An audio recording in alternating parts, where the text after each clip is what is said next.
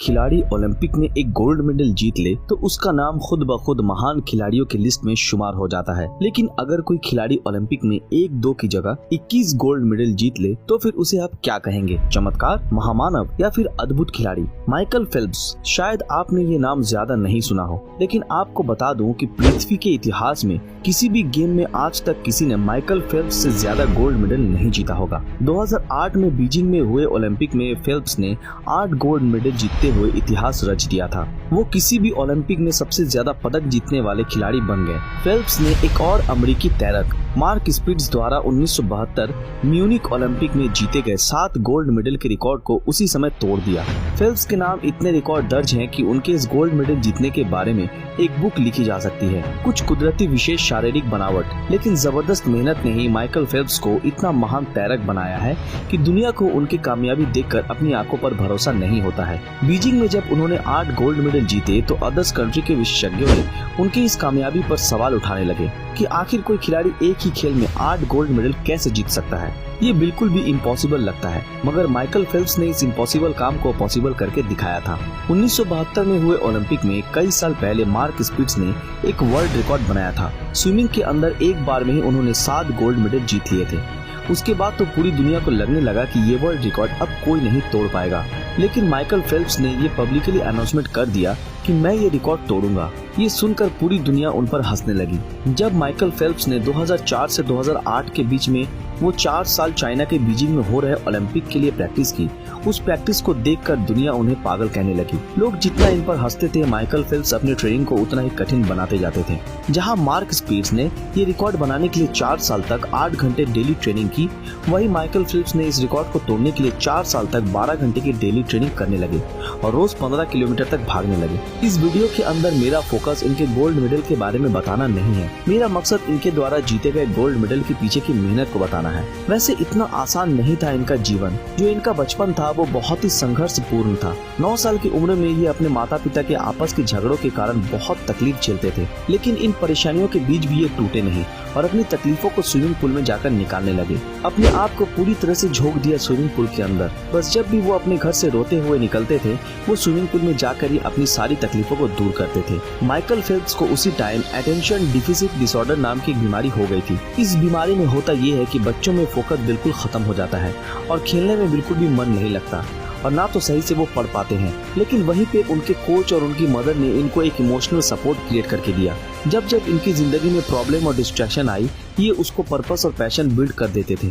Phelps को 1966 में Atlanta Olympic देखने का मौका मिला। टॉम मेल्को और टॉम डोलन की स्विमिंग देखकर उनके मन में भी चैंपियन बनने का जज्बा पैदा हो गया। 15 साल की उम्र में उन्हें अमेरिकी टीम में शामिल कर लिया गया और सिडनी ओलंपिक 2000 में भाग लेने का मौका भी मिला, लेकिन यहाँ उन्हें एक भी पदक नहीं मिला। इससे सबक लेकर वो जी तोड़ प्रयास में जुट गए और अगले ही साल 200 मीटर बटरफ्लाई में उन्होंने वर्ल्ड रिकॉर्ड बना दिया। फिर कुछ दिन बाद अपने बनाए रिकॉर्ड को ही तोड़ डाला और 2 साल के भीतर 5 वर्ल्ड रिकॉर्ड अपने नाम कर लिए। अब बारी थी बीजिंग ओलंपिक की, जिसके लिए इन्होंने पब्लिकली अनाउंसमेंट कर दिया था उस वर्ल्ड रिकॉर्ड को तोड़ने का। इसको तोड़ना बिल्कुल इम्पॉसिबल था, जिसकी वजह से इनका बहुत मजाक भी उड़ाया गया था। ये पूरी जी जान से बीजिंग ओलंपिक की तैयारी करने लगे, लेकिन इसी बीच एक बहुत बड़ा हादसा इनके साथ हो गया और इनका बायां हाथ टूट गया। डॉक्टर्स ने बिल्कुल मना कर दिया, आप बीजिंग ओलंपिक बिल्कुल नहीं खेल पाएंगे। लेकिन यही तो खास होता है एक महान पर्सनैलिटी में, जो अपने गोल से खुद को डिस्ट्रैक्ट नहीं होने देते, चाहे जो हो जाए। अब ये अपने पैरों का इस्तेमाल करने लगे स्विमिंग के लिए और अपने पैरों को इतना मजबूत बना लिया कि इनके हाथ ठीक होते होते इनकी स्विमिंग स्पीड इतनी तेज हो गई कि इनको खुद पर यकीन नहीं हो रहा था कि इनकी स्पीड इतनी तेज हो गई है। मगर ये सब इनकी जबरदस्त मेहनत का नतीजा था।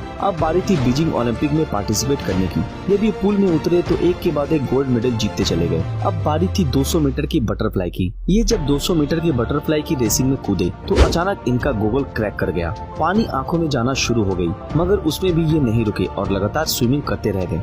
और जब टाइम ओवर हुआ और अपनी गर्दन ऊपर उठाई तो बोर्ड पे डिस्प्ले हो रहा था माइकल फेल्प्स वर्ल्ड रिकॉर्ड। उन्होंने 8 में 8 गोल्ड मेडल जीत लिए। ओलंपिक के इतिहास में एक ओलंपिक में इतने गोल्ड मेडल आज तक कोई खिलाड़ी नहीं जीत पाया था। लोग उनके सफलता के साइंटिफिक मायने खोजते हैं। उनके शारीरिक बनावट से लेकर उनके खान पान तक की बात होती है। इसमें कोई दो राय नहीं है कि फेल्प्स के विशेष शारीरिक बनावट उन्हें एक बेहतरीन तैरक बनाने में मदद करती है। उनके शारीरिक बनावट का उनकी कामयाबी में विशेष हाथ है। माइकल फेल्प्स का कद 6 फीट 4 इंच है। इतना ही नहीं, उनका विंग स्पैन यानी कि दोनों हाथों का फैलाव 6 फीट 7 इंच है, जो कि उनके कद के हिसाब से 3 इंच ज्यादा है। इतना लंबा विंग स्पैन ही उन्हें तेज गति के साथ पानी को पीछे ढकेल कर तेजी से तैरने में मदद करता है। लंबे विंग स्पैन पानी में उनके लिए किसी नाव के चप्पों की तरह काम करते हैं। लेकिन ऐसा नहीं है कि सिर्फ विशेष शारीरिक बनावट के गॉड गिफ्ट की वजह से ही फेल्प्स महान तैरक बनने में कामयाब रहे। फेल्प्स की जबरदस्त कामयाबी के पीछे उनकी कड़ी मेहनत भी छिपी है। फेल्प्स बचपन से ही स्विमिंग की ट्रेनिंग लेते आ रहे हैं। वो हर हफ्ते स्विमिंग पूल में 80 किलोमीटर लंबी स्विमिंग करते हैं,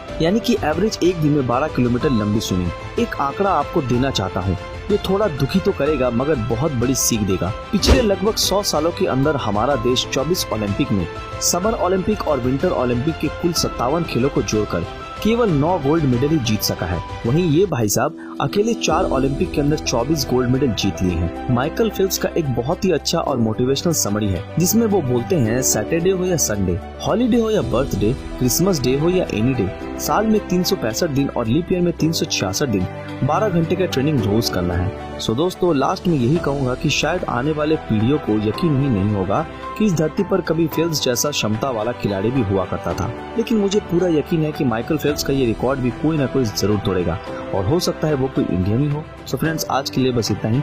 आज की हमारी ये वीडियो आप लोगों को कैसी लगी हमें कमेंट में जरूर बताएं।